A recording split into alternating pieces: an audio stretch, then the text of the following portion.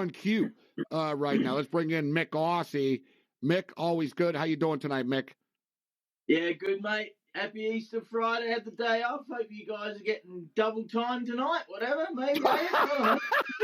No, it doesn't work that way here. No. No. No, double Mick, time, triple time, no. You think LeBron James gets paid more to play in the game on Christmas Day? You got to play the game. Like, you know what I'm saying? It's in the contract. You got to play the game. The best. I hope you're getting double time.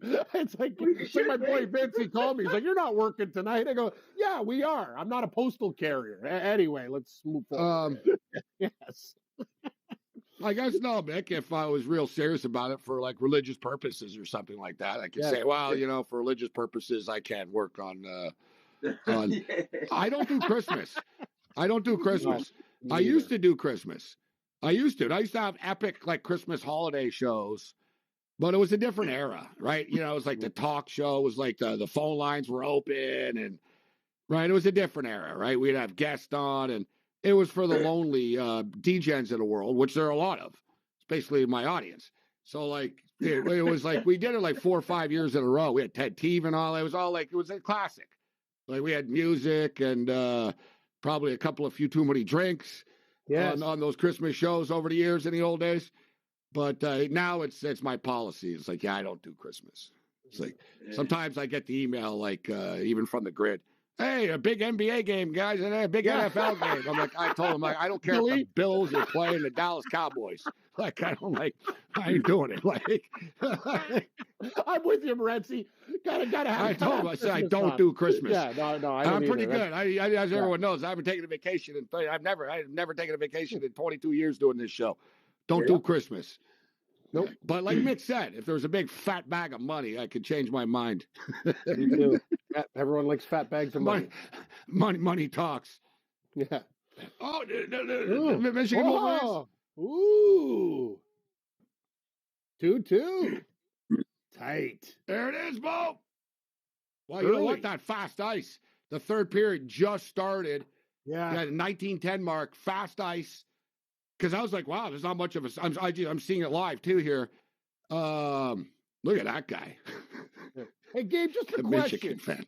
As a goalie, like I was a player because I was more like Dave Andrewchuk type of guy. I get like they used to call me Garbage Man Cam because I just hung out in front of the net like Tim Kerr style. You got to like as a goaltender, you like choppy ice, right? Like that's the whole thing. Most goals are scored early in the game. Like I love choppy ice, but great skaters love good ice, like McDavid, right? So. I like the crapper to the ice, the better I played. And I think that's kind of means true for goaltender as well. I knew all the tricks. Right away, the second I would get there, I would start shoveling, shaving the ice. I'd create snow. I'd create snow, and I'd stash it on the side of the pad like a rabbit, like a squirrel stashing nuts. Smart like, you know what I mean? Yeah. I just sort of stash snow, and whenever I felt like it, I would just spray it all over in front of the net. Not in my crease, though, like in the slot, right? Yeah. And then, this is another one. My grandfather taught me this one. He told me, and I was like 10 to 11. He goes, listen, after the second period, when you know you're not going back to the other end, he goes, I want you to chop the ice up in the crease. Yeah. So, like, I'd wreck the crease for the other goalie, Cam. That's amazing. No, and I'd just start sort of chipping away. And no, I'd create these big, like, holes and stuff like that. Gashes. And I'd sort of cover it with snow a little bit. You can't save it. Like, even if you run it over, and let's be real, like, they didn't do a Zamboni in between periods, right? Nope. It was like they do it before the game. You switch sides. So, I was it was to the point where refs would come up to me. Hey, don't do that, eh? Like they would warn me before, don't chop the crease up like you always do. The only time for people tuning in, then the other goalie would be there and he'd be stumbling around and stuff like that. Like, you got to know all the tricks. If it goes to overtime, you got to go back to the mess you created. That's the problem. Yeah. That's when you fill it up with snow fast. That's when you're like, but at least you know it's there. You're like, all right, I put that hole there. I'd put them so deep. Sometimes I would be able to see the cement under the ice cam. I'd put like, dangerous. You know what I mean? I'd be like, dang, I'd put these big ones there and then cover it with snow a bit. Little tricks of the trade. Yeah. Mick, how did you cheat? What'd you guys do when you played AFL football, Mick? You ever grease yourself, Vaseline or something? That'd be a good move. Greasy arms. Yeah, see, I'm already thinking. I'm like, all right, that's what I'd be. I'd be like, man, greasy arms. No one can grab you. Yeah. You guys are all shirtless too. You don't wear sleeves. Yeah. It's perfect. Someone tries to grab you. Oh, sorry. I'm slippery. Slippery Pete. Motor oil. I'm Slippery Pete running down the field. Mate, What'd you do, Mick? Some guys they would, huh? When it was cold, some guys would put oil on their arms, and it's terrible because then it gets on your hands and it's slippery for the ball. So it's terrible when people doing that, mate. Oil. That's smart. Yeah. Valvoline. It's like the U.S. Oh, Michigan. It's like the UFC fighters. The trick is you take you sit in a bathtub full of Vaseline before the fight. Good call. And then you get up, you take a cold shower after, so you don't sweat. You take the cold shower after, and you get it all because you're not allowed greasing up in the UFC. So you take you sit in Vaseline for like 3 hours. You get up, cold shower, and then when you're in the ring and you start fighting and punching, it just starts leaking. Yep. Yeah. Sweat. And it can't test it. Like it's not illegal. Like whatever. It's like no, you tested me before the fight. You checked. That wasn't slippery. And you didn't see me grease in between rounds, did you? No. George St. Pierre was a master at it. It's a Phil Baroni told me that, an MMA fighter. He goes, that's what you do, Gabe. You sit. He goes, you want to grease up. You sit in a bathtub full of Vaseline. You take a cold shower and you wipe yourself down. They can't do anything. Beautiful. And then it gets hot and the Vaseline comes out the pores. What a move. That's so smart. I like this. If you ain't cheating, you ain't thinking, right? You gotta be always thinking for the edge. Thinking for the edge. All right. Okay, Essendon and St. Kilda, the Saints, -4.5 against the Essendon Bombers. What's the pick, Mick? St. Kilda -130 on the money line. Yeah, interesting game. They were 8.5 point favourites, dropped down probably because they've lost their big full forward Max King.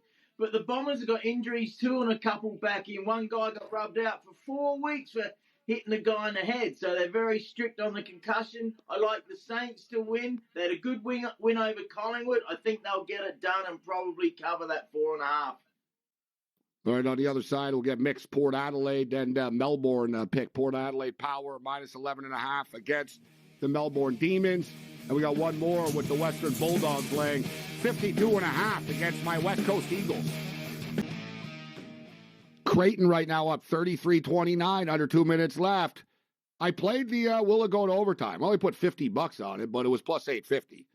How much should I really put on it? I was like, all right. I would have put more, but it's been a real tug of war, man, the last couple of weeks. I win, I lose. Going this tournament, man. It'll if I had hair, I might be losing it. Okay, let's get back to the AFL. We got Mick Aussie in the house here for a couple of more minutes. We got a full house here tonight. A lot of picks coming up. Okay, so Mick likes the St. Kilda Saints. Mick, what about the Power and Melbourne? Who do you like here? Yeah, very interesting game. It's in Adelaide where the Power are from. They were 13.5 point favourite, now 11.5. I think I'll stick with the Power just to win. Take the Demons to cover. Some people think the Demons might get it done. We're not sure how good the Power are because they've only beaten your Eagles and the Tigers, so we're not sure. Demons are going along nicely. Power just, I think. Okay, so looking at my West Coast Eagles, we've had a rough start. We lost 120-70 to Port Adelaide, so we lost by 50. And then last week, Great Western Sydney beat West Coast 108-43. You're getting 52.5 against 52.5 now. I think we might be able to cover this one. No, I'm telling you, Karen. We're sort of lingering. Look, we lost by 50 and 52.5. Mick, what's the pick? Oh, mate, put the Dogs in a money line multi because they'll get it done. Now the spread's very tough in the AFL. We know that. I don't keep away from it. It's pretty sharp. Yeah, they're getting so many points now. Good. I know. Though, look at last week though. The Bulldogs beat Gold Coast 115-67 by 52.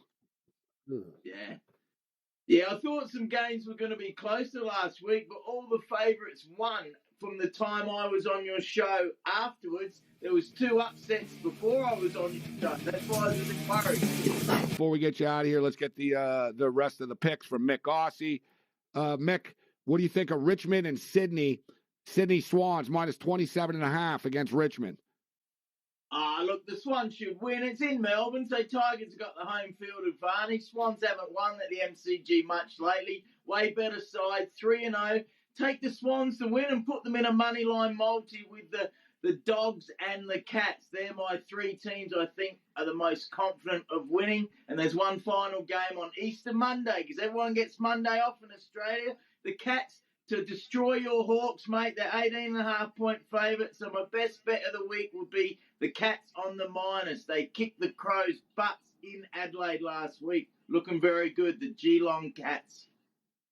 Mick Aussie. Follow him on Twitter. Find him online. Great stuff, Mick. Thanks for the picks. We'll catch up with you next week. All right. Thanks, guys. Have a great Easter, eh? You too. Happy Easter, Mick. Shout out to everyone joining us on Sirius XM Channel 159.